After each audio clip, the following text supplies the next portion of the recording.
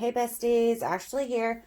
So this is the quarantine of 2020. All of us going a little crazy in the house, including me, and I'm sure everyone out there. So I thought we'd do something a little different today, just for fun. Everybody's bored, trying to figure out stuff to do.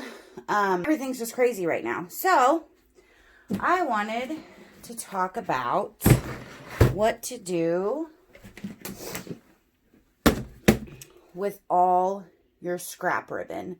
Now, me personally, unless it is, 5 inches or less, sometimes even that I keep all of my ribbon.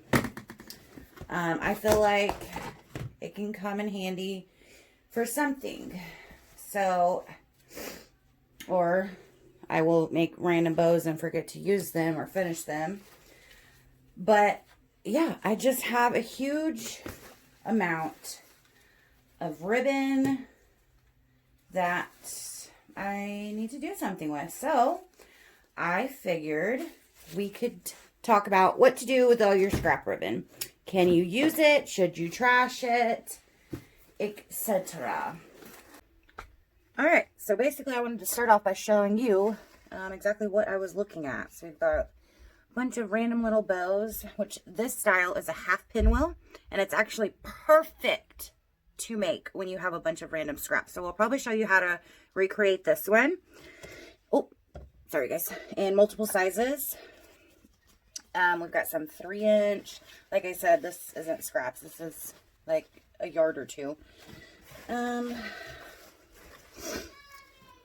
We have old creations. This is something I made for a fall launch several years ago, and I never used it, obviously, but cute concept, I think. Unicorn horn. These are super fun to make, super easy. So if you guys want to know how to make a cute little unicorn horn out of fabric, let me know. With a little burlap bow, and I also made the ears. So that's fun to reminisce on. Got felt, fabric, pinwheels, I think, maybe. Cute unicorn fabric. Let's see. Headband from something a long time ago, apparently. Lots and lots of ribbon. So basically, when you have a big box of scraps, see stuff like this. Like, why is this in there? That's a good yard or so. So this is one reason why it's good to go through scraps, to find old things you just tossed in a bin by mistake and you can still get plenty of use out of, or to give you something to do during a quarantine, right? So what I do is kind of rummage through it like I'm doing now.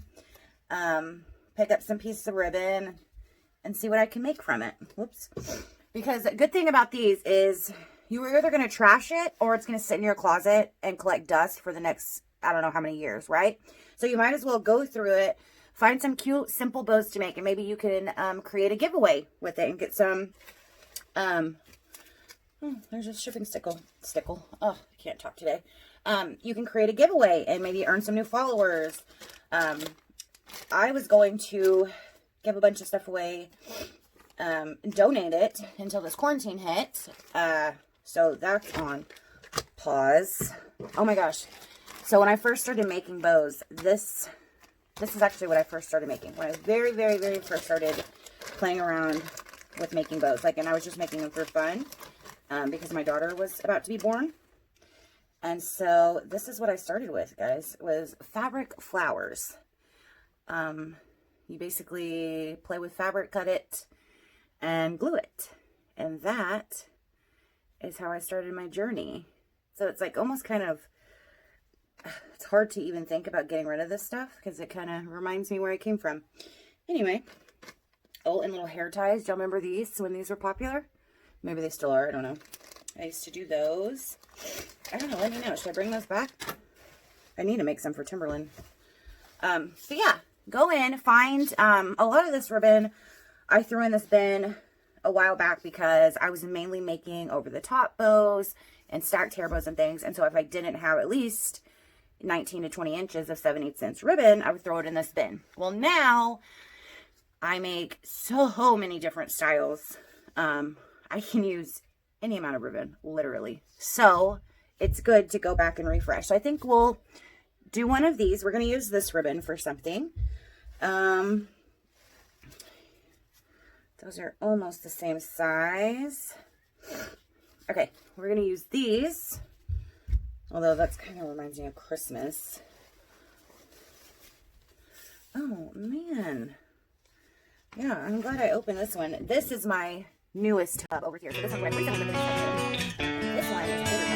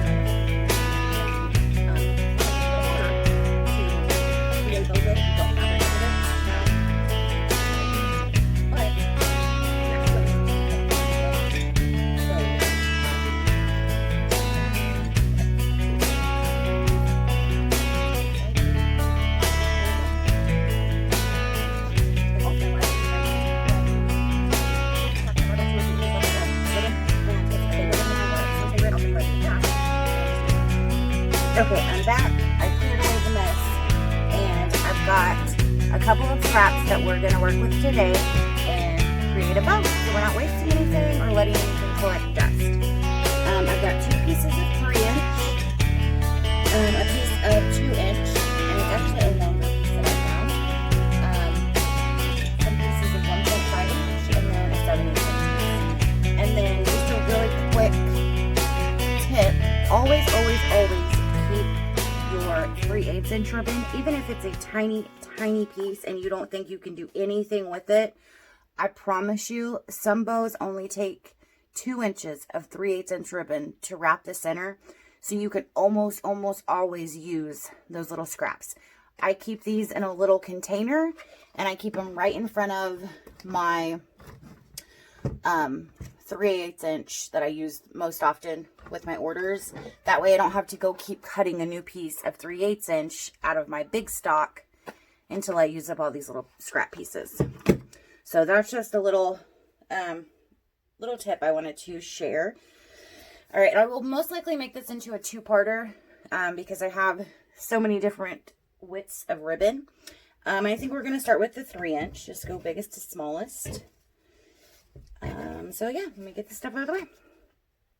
Oh, I also found a perfect piece of fabric. It's a jersey net, so it's super stretchy, and we could also figure out something to make out of this.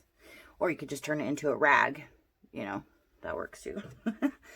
Okay, so we have a 8-inch piece of 3-inch and a 15-inch piece of 3-inch. Now, when you're making boutique bows with 3-inch, so this would be an example of a boutique bow made with 3 inches of ribbon, or a JoJo bow. In my company, I call them big A bows or BABs. I normally use at least 36 inches, so a whole yard to make this bow. And if you go any smaller, you can only go about, I think I've used as little as 30 inches. It makes it, you know, obviously smaller, a little more compact, but you really cannot go any smaller to complete this bow. So a lot of people always ask me, what the heck do I do when I don't come out with even numbers and I end up with extra ribbon left over? Some of the larger boutique style bows, I use 42 inches. So not all, you know, it's a little over a yard. So I'm left with extra ribbon. So let's talk about it. Got a 15-inch piece. You obviously can't make that style bow. A 5-inch piece, and you are very limited. Or I'm sorry, 8 inches. You're very limited to what you can make. But you can use it, and it does not have to go to waste. So if you have any scrap pieces laying around, go grab them out. Or you can just cut an 8 and a 15-inch piece of ribbon and learn how to make something super quick and simple with those small pieces if you prefer. I'm going to, thread my needle, and just let you know, I use upholstery thread. It is super strong. I've tried to use multi-purpose thread and embroidery thread, but it just, sometimes I'm going through extremely thick layers of ribbon, and the only thing that doesn't snap is upholstery thread. So I highly recommend use that. I cannot talk today, because I mean, you can yank on this sucker all day long and it's going to not break on you. Okay, so hopefully you have your ribbon. Now we're going to start with the small piece first. You definitely want to have a lighter or a heat sealing tool. And this is a torch, which is not ideal, but I'm out of lighters. And I really don't want to go into a Walmart and get just a lighter. Okay, so we've heat sealed both ends. Remember, you can always run your finger across it to make sure it's heat sealed. And then we're just going to do a basic tuxedo bow. Probably the most simple and common bow you start with. So this is 8 inches of 3-inch ribbon. I usually use 10 to 12 inches for a basic tuxedo bow. And let me show you. Ow. This is it's called a tuxedo bow, or a bow tie style bow, or a pinch bow. I call them simple savvies in my shop, but it's just a super, super simple bow. One of the most common bows there is.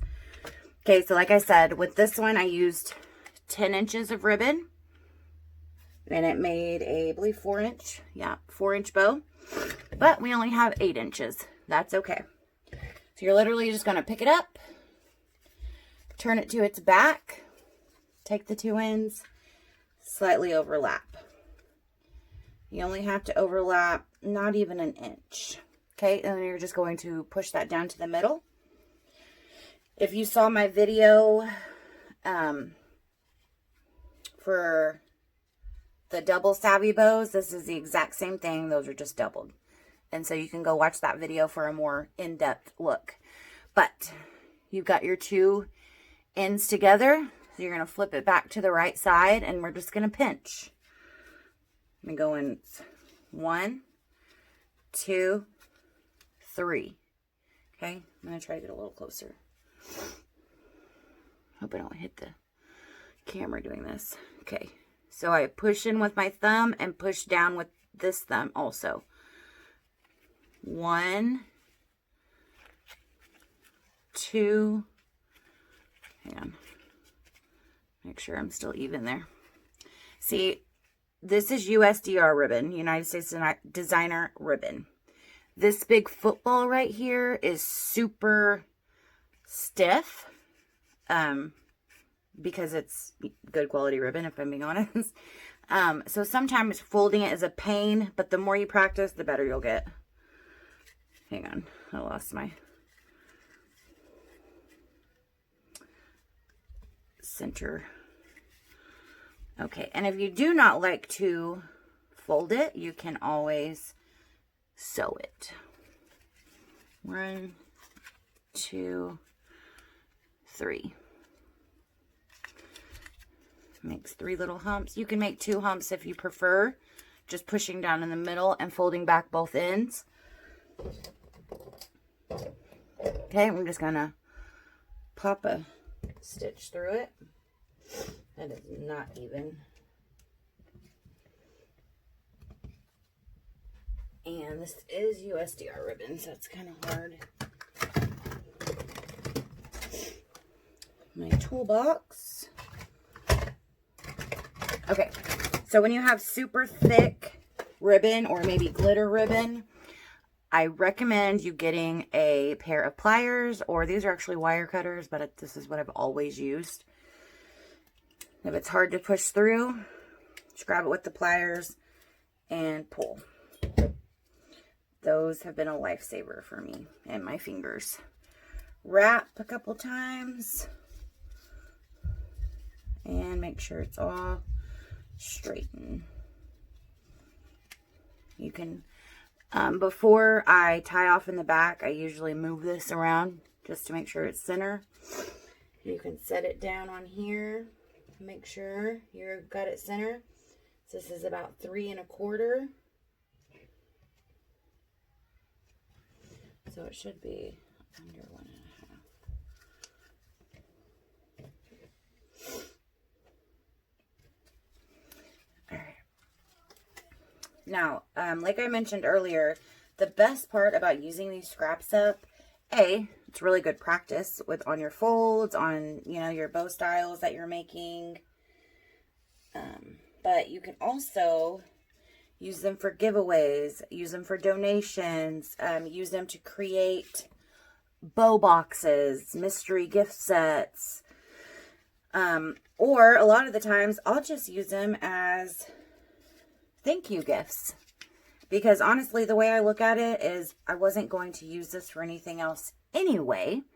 So if I can't sell it in a mystery box, like I could put all of these things I found today that were in, all of this stuff besides what we just made was in my scrap box, right? So that means I could add a clip or a headband to all of these things and have an amazing little bratty bow box, surprise mystery box to sell. I could even mark it down and give, making a real sale, get a promotion out there and make money off of something you forgot about that's been left in your closet. Or you can do it as a giveaway, gain some followers, gain some new customers, and give back to your customers. So that's why I love playing with my scrap bin, because there are so many things you can do with it. Or, like I said, you can just practice. If you don't sell them, just learn how to get better, add some clips, give them to your kids. Okay, so we're just going to finish that off. Always remember to tie this as soon as you cut it.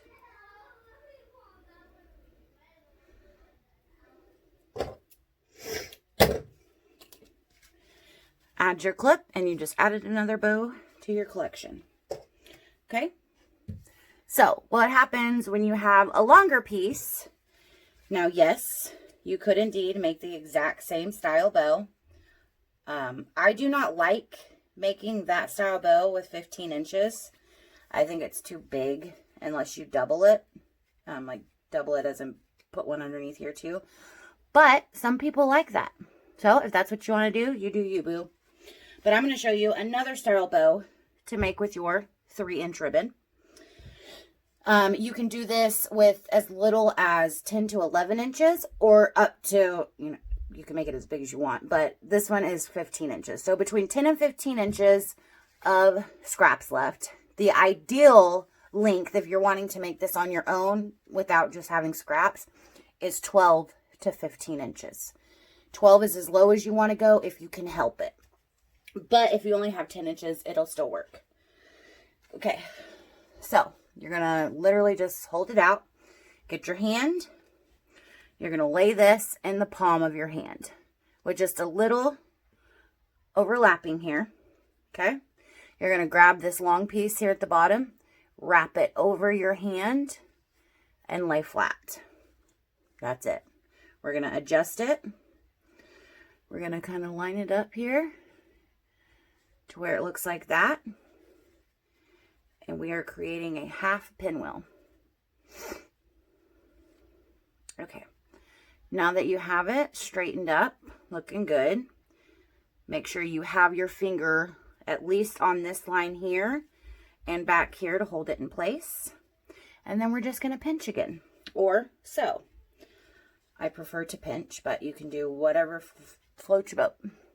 So push 1, 2, 3, 4. And as you can see, that is what we are creating. Now I'm going to undo this real quick, and I'm going to straighten that out a little bit more. I want my end piece right here to basically line up with this. I don't want a whole bunch of hanging over. Okay, so we're going to pinch again. 1, 2, 3, 4. Then you're just going to grab your needle and thread.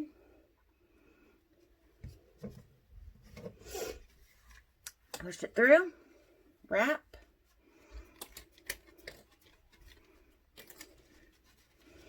Make sure you get it all centered up before you tie off.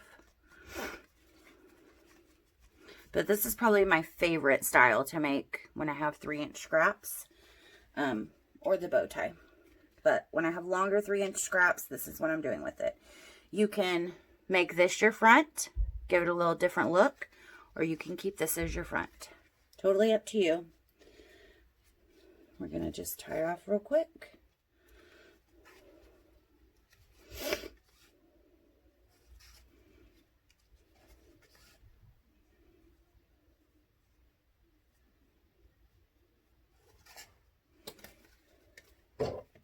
And on these pinwheels, half pinwheels, regular pinwheels, I don't heat seal the ends until after I've made the bow, because I never know if I want to do curved ends, straight ends, if I want them long, if I want them short. I kind of just see what mood I'm in once I'm done with it.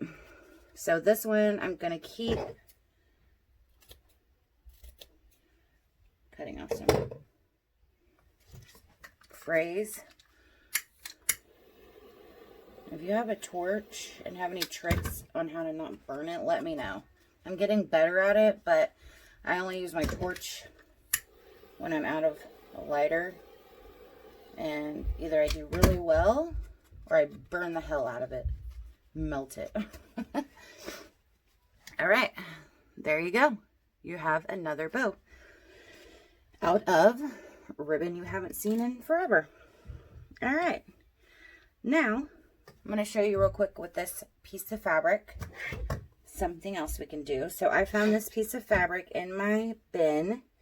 It is about a little over 3 inches wide, and it is 18, 19, 20, almost 21 inches long. So this is perfect for an adult headband.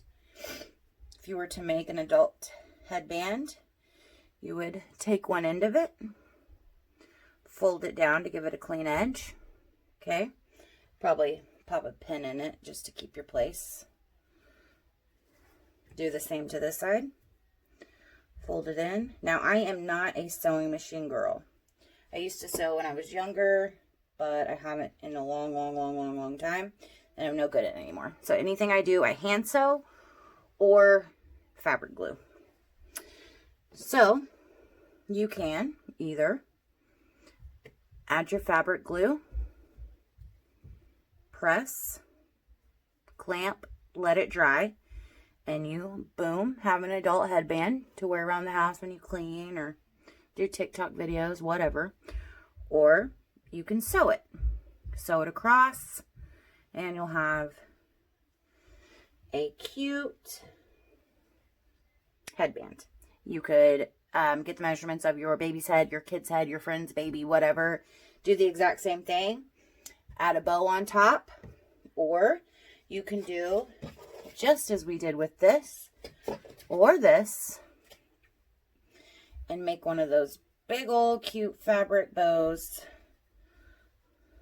I have pins in that. I should probably not try to stab myself. Now this is a way longer piece, so I'm obviously going to overlap it a lot just to show you.